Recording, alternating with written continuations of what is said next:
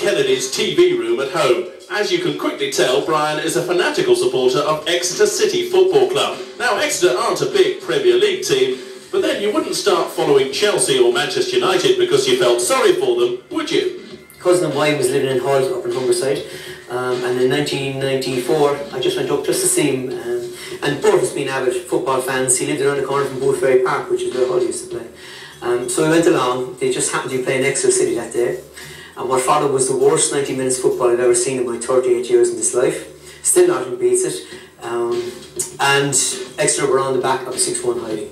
You might have noticed an Irish lilt there, and it's not surprising, because Brian and his extremely long-suffering family don't live in Devon or even Cornwall. They live in Waterford, Southern Ireland. So what I done was, I kept an eye on the results from after that. And then in '96, purely off the cuff, I said, wouldn't it be fun just to pop along and see. They played 89 minutes of woeful football against Southend, which were 1-0 down. I went to the toilet and they scored 2 goals in 2 minutes, which I missed. So I came back up and got the look of the Irish pun, and I've basically been coming back ever since. More than a decade on, Brian comes over for an Exeter game every 5 or 6 weeks. His motto is, you can't put a price on passion, which is probably just as well. I think I set a record in this city for remortgaging 3 times in 3 years. I don't think anybody will beat that. I'm extremely proud of that. Brian's also maxed out 7 credit cards. You couldn't make it up. And you don't have to, because he's turned his obsession with Exeter into 2 books. The other love of his life is happy to read about his adventures when he gets back. So when he's gone, there's peace and quiet. So I at least have 2 days of relaxation. 1 day later, and Sandra got her wish.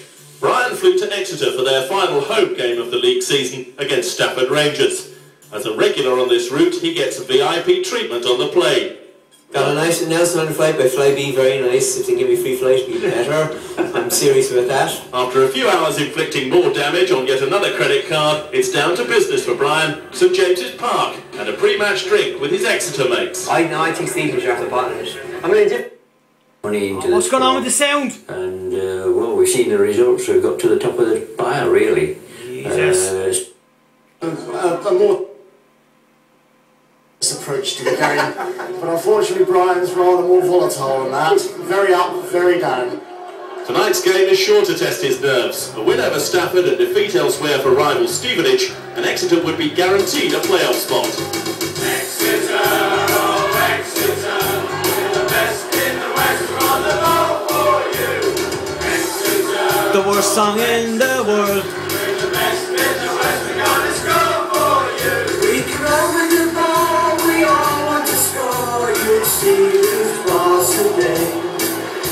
Steady, take your aim. Stafford, to be fair, are absolutely woeful. I have a 7-year-old and a couple of dogs and cats at home. We put them in here, I reckon they probably get, the cat probably get a hat-trick.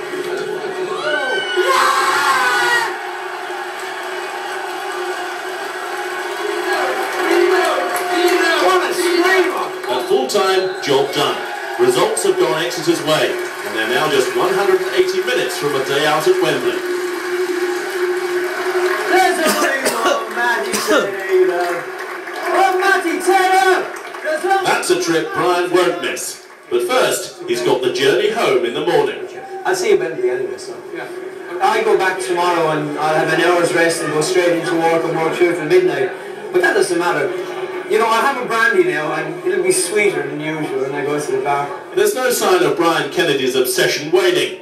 He's found a home from home, and clubs like Exeter would be lost without fans like him.